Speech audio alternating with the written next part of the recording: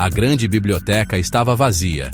Uma catedral de palavras esquecidas e histórias adormecidas. Grãos de poeira dançavam ao luar. O único movimento no vasto e sombrio espaço.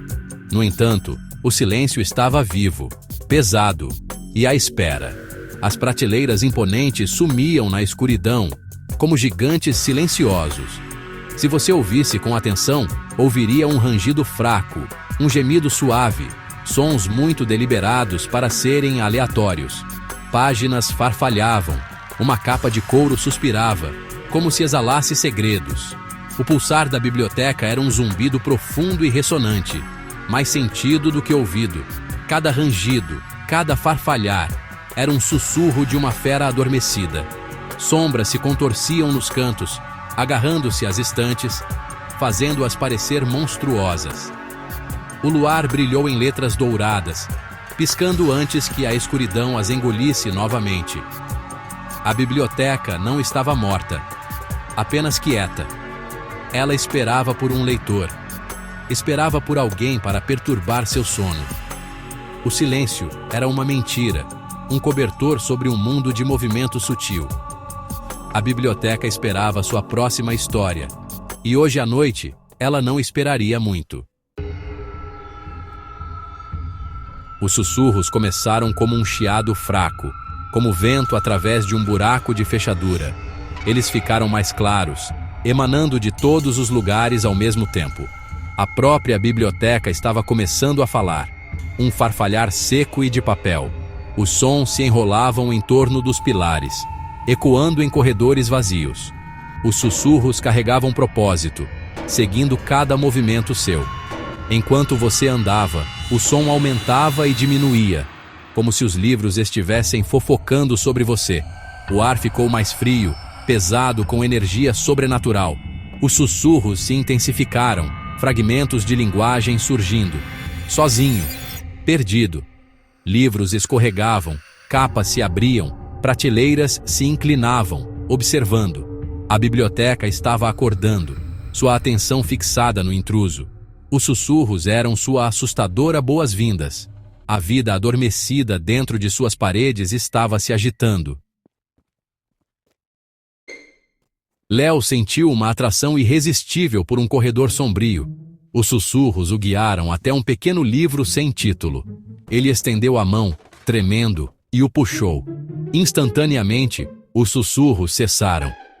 Ele abriu o livro. Suas páginas o descreviam, palavra por palavra. Cada ação, cada pensamento aparecia enquanto ele os vivia. Novas frases se formavam enquanto ele se movia, o livro se escrevendo em tempo real. O pânico aumentou. Ele fechou o livro com força, mas a curiosidade venceu. Ele o abriu novamente. A história continuou, espelhando seu medo. O livro o conhecia, o antecipava. Ele estava preso em uma história sendo escrita enquanto ele a vivia. A biblioteca não estava apenas observando. Ela o estava lendo. Ele queria correr, mas a atração do livro era muito forte. As palavras eram um reflexo perfeito de seu terror. A história estava viva, e ele era seu protagonista. O ar engrossou, pressionando Léo enquanto ele segurava o livro. A tinta na página se contorcia, formando novas palavras. Das páginas, eles surgirão. Um rosnado gutural ecoou atrás dele. De um atlas aberto, uma criatura de tinta e sombra emergiu. Um lobo, mutável e irreal. Ele pingava tinta, os olhos brilhando com malícia. A biblioteca gritou enquanto prateleiras se fechavam, prendendo Léo. Mais livros se abriram, seus horrores se preparando para transbordar. O lobo de tinta se aproximou, sua forma instável e aterrorizante. Léo pressionou-se contra os livros, desesperado. O livro em suas mãos escrevia seu terror. Preso, o caçador se aproxima. A biblioteca estava dando à luz seus monstros. A história estava se desenrolando e Léo era sua presa indefesa. As paredes do conhecimento haviam se tornado sua prisão. O pesadelo era real. A biblioteca se transformou em um labirinto vivo. uma prisão de prateleiras mutáveis. Léo se esquivou do lobo de tinta, correndo enquanto a arquitetura mudava ao seu redor. Corredores se fechavam, caminhos desapareciam, toda a fuga bloqueada. A biblioteca brincava com ele, um gato com um rato. Sussurros se tornaram provocações. Sem fuga, você nos pertence. Cada curva o levava mais fundo, as criaturas de tinta o encurralando. A biblioteca as guiava, escondendo saídas, apertando a armadilha. O desespero tomou conta de Léo. A própria geografia era sua inimiga. O livro em sua mão continuava a narrar suas tentativas fúteis. Ele corre, mas o labirinto não tem saída. A história exige uma conclusão. Exausto, Léo percebeu que a biblioteca era uma força consciente e malevolente. Ela não o deixaria ir. As palavras eram uma sentença de morte. Os monstros se aproximavam. A biblioteca exigia um final. Desesperado, Léo olhou para o livro amaldiçoado. Ele não resistiu. Precisava saber o que vinha a seguir. As novas palavras o gelaram. Uma história precisa de dor. De repente, uma agonia percorreu sua mão. Um corte profundo e sangrento apareceu. A biblioteca estava se alimentando de seu sofrimento, ficando mais forte. Os sussurros riam, saboreando seu tormento. Seu sangue encharcou a página, a tinta escurecendo.